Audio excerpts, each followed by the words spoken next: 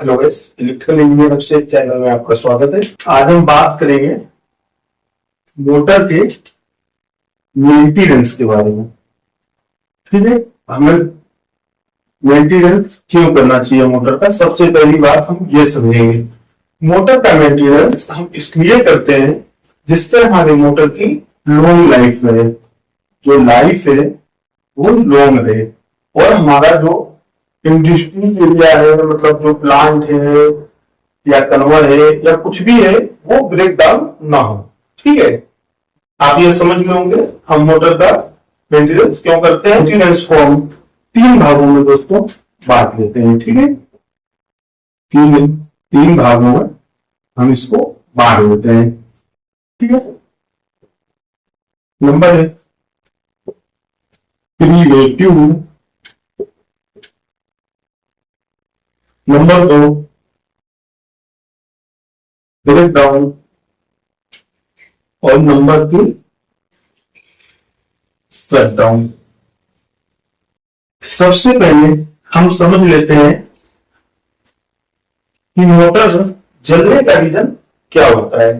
ठीक है, या मतलब कितने प्रतिशत हमारे इधर अपने इंडस्ट्रियल एरिया में या मोटर वैसे भी कितने प्रतिशत किन कमियों की वजह से जलती है।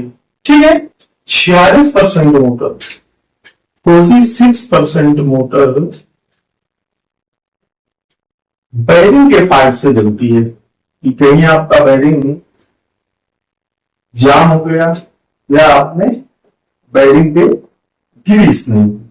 ठीक है, 46%। तो अपने को जो मेंटेनेंस हमें करना है, मेंटेनेंस में हमको बैरिंग पे फोकस करना है कि बैरिंग अपना हीट तो नहीं हो रहा है, मोटर रनिंग हो रही, रनिंग के बाद होगी तो बैरिंग बहुत ज्यादा हीट तो नहीं हो रहा है, बैरिंग में ग्रीसिंग बराबर हो रही है कि नहीं हो रही है। ठीक है, अपना जो 30% मोटर जलता है वो जलता है ओवरलोड की वजह से।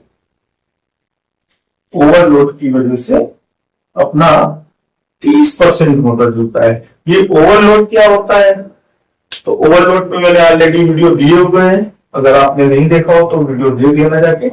ओवरलोड में अपना 30% मोटर जलता है। तो अगर आप ओवरलोड में, आपका जैसे मोटर की कैपेसिटी 6 एम्पियर है, आपने उसमें 10 एम्पियर लोड डाल दिया, ठीक है, या रिले जो आपका है, रिले आपका खराब हो गया, रिले खराब हो गया और मोटर ट्रिप हो गई, सॉरी मोटर जल गई। 14% मोटर जलता है वो सिंगल फेसिंग की वजह से जलता है। सिंगल फेसिंग क्या होता है, जैसे अपना ये मोटर है, इसमें आर वाई बी 3 फेस आ रहा है। ठीक है, अपना एक ये फेस ब्रेकडाउन, एक वाई इधर से कट गया, उस सिचुएशन में अपना 14% मोटर जलता है। ठीक है, 10% मोटर अपना ओल्ड एज या अदर रीजन से जलता है। 10% मोटर जो आपका ओल्ड एज, मतलब कि उस मोटर पुरानी हो जाने के 10% अपना रेशियो जो मोटर जलता है पुरानी होने के बाद में। और अदर रीजन मतलब जैसे आपने मोटर का मेंटेनेंस नहीं किया या बैरिंग में ग्रीस नहीं दिया, जाम होकर जल गया, ये सब अदर रीजन में आते हैं। ठीक है, तो इतना आपको क्लियर हो गया होगा। अब हम जान लेते हैं मेंटेनेंस के बारे में। नंबर एक अपना प्रिवेंटिव मेंटेनेंस को पहले हम समझते हैं। इसको हम वीक या मंथ में करते हैं। इसमें हम चेक करते हैं लूज कनेक्शन, मोटर के लूज कनेक्शन, और इसमें चेक करते हैं any dust and oil cleaning. मतलब मोटर में डस्ट और ऑयल वगैरह, डस्ट मतलब डस्ट तो नहीं है टर्मिनल बॉक्स में या मोटर के बैरिंगों में, ऑयल एंड लुब्रिकेशन लेवल। ये मैंने आपको यही बताया, ये आपको 2 नंबर मैंने जैसा कि बताया कि अपने मोटर में कोई डस्ट या ऑयल वाइंडिंग में या कहीं तो नहीं है। और नंबर 3 में हम चेक करते हैं अपने मोटर में ग्रीस वगैरह सही से है कि नहीं है। ठीक है, आपको क्लियर हो गया होगा। नंबर 4 में हम चेक करते हैं कार्बोनेटेड वायर। मोटर में जो कनेक्शन होता है, कनेक्शन आप लोगों ने देखा होगा, कनेक्शन कुछ ऐसे होता है। और यहां से फिर हम क्या करते हैं, ये हो रहता है, यहां से हम लग्स लगा देते हैं। लग्स में ऐसे होल रहता है, कनेक्शन हम इसी प्रकार से करते हैं लग्स लगा के। तो हमको ये देखना है अपना ये जो वायर है, ये जो वायर है, वायर और लग्स के बीच में कार्बन तो नहीं हो गया है। ठीक है, आप लोग ये समझ गए होंगे कार्बोनाइजेड वायर फिटिंग क्या होता है। नंबर 5 में हम एयर कैप चेक करेंगे। ठीक है, तो जो मैंने आपको लग्स का बताया, ये जैसे अपना लग्स है, लग्स और केबल के बीच में ऐसा तो नहीं एयर कैप मतलब लूज हो गया हो, यह चीज को हम चेक करेंगे। ठीक है, नंबर 6 में हम कूलिंग फैन को चेक करेंगे। कूलिंग फैन मतलब जो मोटर के अपने बैक साइड में ऐसे फैन लगता है, वो फैन अपना ये ओके है कि नहीं है, हवा दे रहा है स्लाइडों को कि नहीं दे रहा है। क्योंकि मोटर अपनी एक मेटल से बनी होती है और वो मेटल को ठंडा करने का काम ये फैन ही करता है। ठीक है, तो हम बात कर लेते हैं इसके 7 नंबर पॉइंट की। तो हम 7 नंबर पॉइंट में हीट चेक करते हैं कि अपना जो मीटर है उसका हीटर ज्यादा तो नहीं है। ठीक है, हीटर मतलब मोटर को टच करके ऐसे आप टच करेंगे, मोटर बंद होने के बाद या मोटर चालू भी आप टच कर सकते हैं, अगर आपको कोई शॉक नहीं देगा कि मोटर हीट तो नहीं है। ठीक है, नंबर 8 जो अपना है, नंबर 8 में हम करंट चेक करेंगे।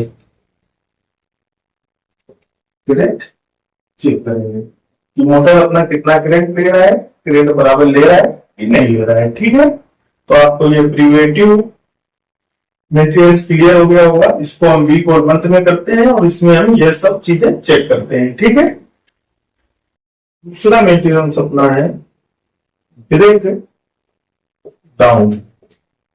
ब्रेक डाउन का मतलब होता है जैसे कोई चीज, ये एक कन्वर है, ये कन्वर चल रहा है, यहाँ पे मोटर लगा हुआ है गियर बॉक्स में, ये वीवेल से गियर बॉक्स जुड़ा हुआ है, ये कन्वर अपना चल रहा है, प्रोडक्शन ये क्या कर रहा है, प्रोडक्शन कर रहा है। ठीक है, ये चलते चलते मोटर जल गई, खराब हो गई, तो उसको हम बोलते हैं ब्रेक डाउन। उस पोजीशन में हम क्या करते हैं, इस मोटर को नीचे उतारते हैं और इसको रख के जो अपने पास नया मोटर होगा उस नए मोटर को यहाँ पे लगा के हम प्लांट को चालू कर देते हैं या कंपनी को स्टार्ट कर देते हैं। इससे अपना ब्रेक डाउन ज्यादा टाइम के लिए नहीं होता है। ठीक है, शट डाउन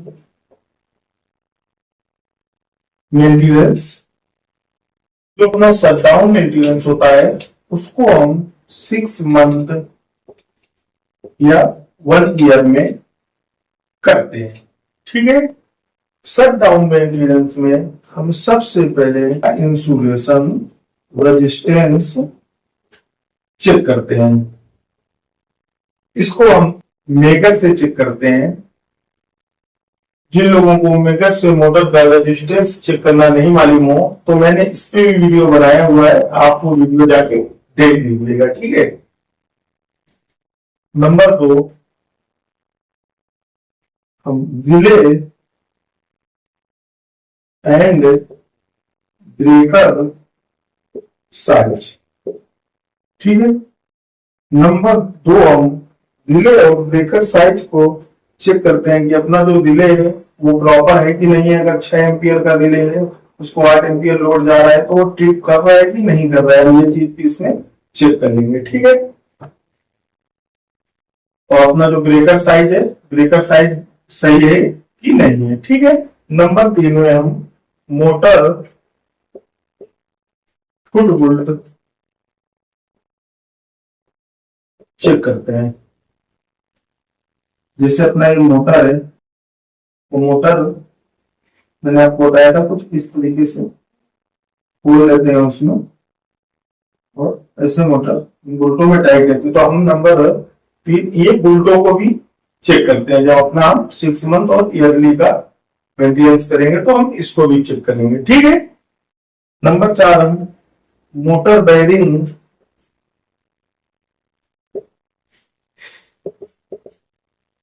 चेक करते हैं। मोटर बेयरिंग में आपको एक चीज और देखना है, अपनी फ्री मेंटेनेंस बेयरिंग आती है जो लगभग 3 से 2 ईयर विदाउट मेंटेनेंस चलती है। इसमें ग्रीस का, ऑयल का कोई जरूरत नहीं है, आप कुछ भी नहीं करेंगे फिर भी ये 2-3 साल बढ़िया चलती है। तो आप चेक कर लेना, आपको उसमें अगर फ्री मेंटेनेंस बेयरिंग लगी हुई है तो और अच्छा है, अगर फ्री मेंटेनेंस बेयरिंग नहीं लगी है तो आप उसको चेक कर लेना। अगर बेयरिंग खराब है तो आप जो ये शट डाउन मेंटेनेंस करेंगे 6 मंथ या 1 ईयर में, उस टाइम में आप बेयरिंग को चेंज कर दें। नंबर 5 हम इसमें कंट्रोल और पावर वायरिंग का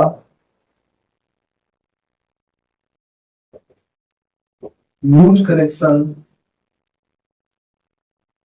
भी चेक करते हैं। अपनी जो कंट्रोल वायरिंग होती है, मोटर की पावर वायरिंग होती है, हम उसके लूज कनेक्शन भी चेक करते हैं। नंबर 6 अलाइनमेंट हम अलाइनमेंट देखते हैं। जैसे ये अपना मोटर है, ठीक है, ये मोटर में ये कपलिंग लग के ऐसे कोई अपना उपकरण ये ज्वाइंट है, ठीक है, और कपलिंग में क्या होता है, इधर ऐसे नट बोल्ट लगा रहता है।